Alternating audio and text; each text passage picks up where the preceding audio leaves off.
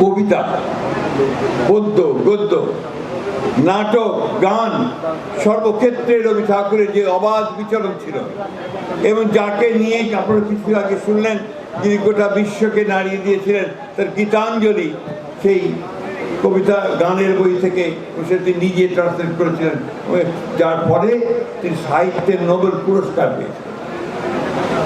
আমার প্রায় মনে হয় যে রবীন্দ্রনাথকে সারা জীবন পড়লেও একে ভোলা যায় না। তখন কেউ কবিতা আমি 2 লাইন আবৃত্তি করবো, এটা সবখানে করার চেষ্টা করি, লোভ সামলাতে পারি না। আজি এ প্রভাতে রবির কর, কেমনে পশিল প্রাণের পর, কেমনে পশিল তোমার আধারে প্রভাত পাখির গান। না জানি কেন রে এতদিন পরে জাগিয়া উঠিল প্রাণ, ওরে জাগিয়া উঠেছে প্রাণ, উথলি উঠেছে বাড়ি, প্রাণের বেদনা প্রাণের আবেগ রুধিয়া রাখিতে নারী। অনেক বড় কবিতা আবৃত্তি করতে চাই। রবীন্দ্রনাথকে অনেকে চেষ্টা করেন চিত্রায়িত করতে, চিত্রিত করতে কিছুটা সাম্প্রদায়িক বলতে।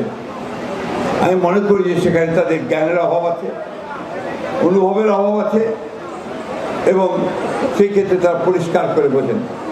রবীন্দ্রনাথ আছে বিশ্ব মানবতার কবি, এবং তার কবিতার মধ্য দিয়ে আমরা আমাদের জীবনকে সেভাবে ধীরে সাজাতে পারি। অনেক একটি গান আমার খুব পছন্দ হয়, আনন্দ ধারা বহিছে ভুবনে। এই গানটা অপূর্ব সুন্দর। তার মধ্যে একটা কথা আছে, চারিদিকে দেখো চাহি হৃদয় মেলিয়া, ক্ষুদ্র দুঃখ সবই তুচ্ছ ভাঙি। অর্থাৎ ছোট ছোট দুঃখ ভুলে গিয়ে আমি যে চারদিকে তাকাই, তারা আমি আনন্দকে দেখতে পাবো। রবীন্দ্রনাথ বাঙালিদের সমালোচনা করতেও কিছু ছাড়েননি।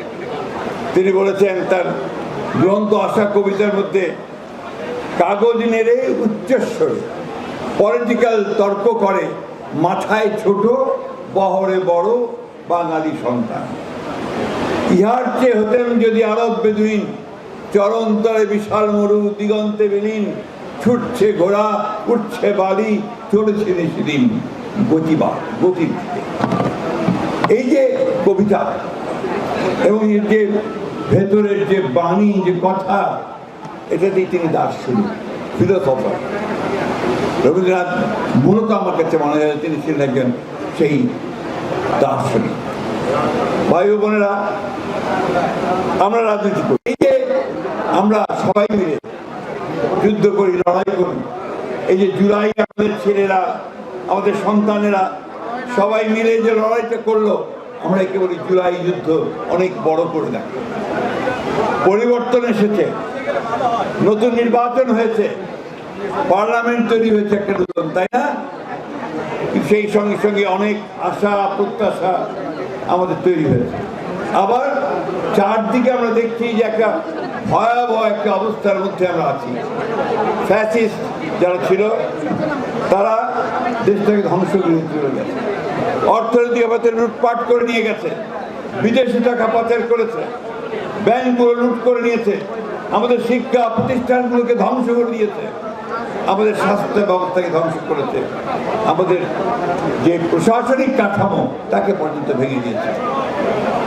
প্রিয় ভাই বোনেরা, এর বিরুদ্ধে লড়াই করে যুদ্ধ করে কিন্তু আমরা এই অবস্থার পরিবর্তন করি। আজকে অনেকে চেষ্টা করছে এই পরিবর্তনটাকে ভিন্ন খাতে প্রবাহিত করতে। অনেকে চেষ্টা করছে যে আবার দেশে কিছু কোনো ছোটোখাটো ইস্যু নিয়ে বা অন্য কোনো ইস্যু নিয়ে একটা আপনার কিছুটা বলা যেতে পারে গোলযোগ সৃষ্টি করতে। আমরা কেউ চাই না দেশে আর গোলযোগ হোক, চাই ভাই? এই যে দেখে আসলাম মাঠে প্রচুর ধান কাটছে কৃষকেরা, আপনার ধানের ন্যায্য দামটা চান, তাই না?